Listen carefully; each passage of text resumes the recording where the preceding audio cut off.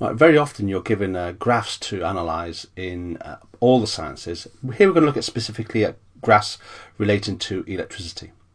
If you look at any component that stays at a constant temperature and you measure its voltage and current, you would get a relationship like this, a lovely straight line.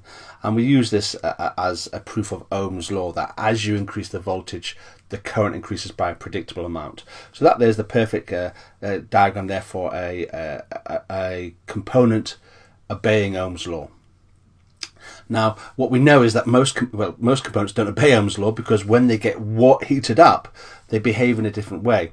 And most components, when you heat them up, actually their resistance increases, and it causes the shape to become like this. So if you see a shape like this, it tends to relate to the filament lamp, that as the voltage increases, the current increases. But if you notice towards the end, as the voltage increases, the current increases less and less, showing it's getting more and more difficult for the current to get through there. In other words, the resistance has increased. So the top right hand corner there, the current has increased. By the way, the minus sign, the minus V, is showing the voltage and current being pushed in a different direction. It's like swapping the batteries around. Right, this is the typical diagram for a diode. What you need to show here is that when you try to push a current the wrong way through a diode, it won't go through. So if you notice, as we increase the minus V, there's no current. As you go towards increase the positive V, eventually suddenly you get a rise in the current. And at this point it's a straight line, and this is showing basically that current will only go in one direction in a diode. The reason there's a bit of a delay is that it needs a little bit of voltage in order to get the diode to start working in the first place. Once you've increased the voltage, it'll then at that point it'll start to increase. So memorize this graph.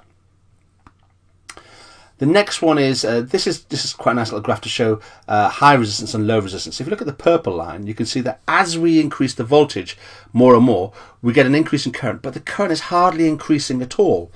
So you can see that this has actually got high resistance.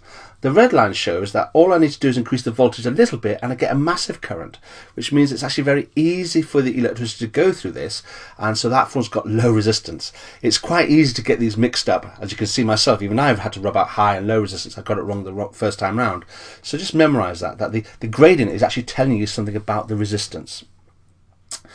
Then we're going to look upon two components you need to be familiar with. This is the light dependent resistor, or LDR, and this shows us that as you increase the light level, the resistance goes down. The resistance goes down of an LDR. So as you shine a light on it, its resistance gets less. In other words, it gets easier for the current to get through it. And the next one here is a thermistor, and again it's the same shape. A thermistor is, as you increase its temperature, its resistance decreases. So this is totally the opposite to a filament lamp.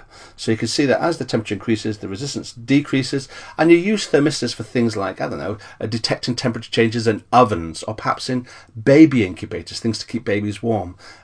So we'll find out later as to how to use the LDR and thermistor in circuits, but these are the general shapes you get for thermistors and LDRs. And if you know those shapes, you'll be laughing. A simple thing would be to have a card with one of those graphs each and say name the component, and they're very, very common questions. That will do for that.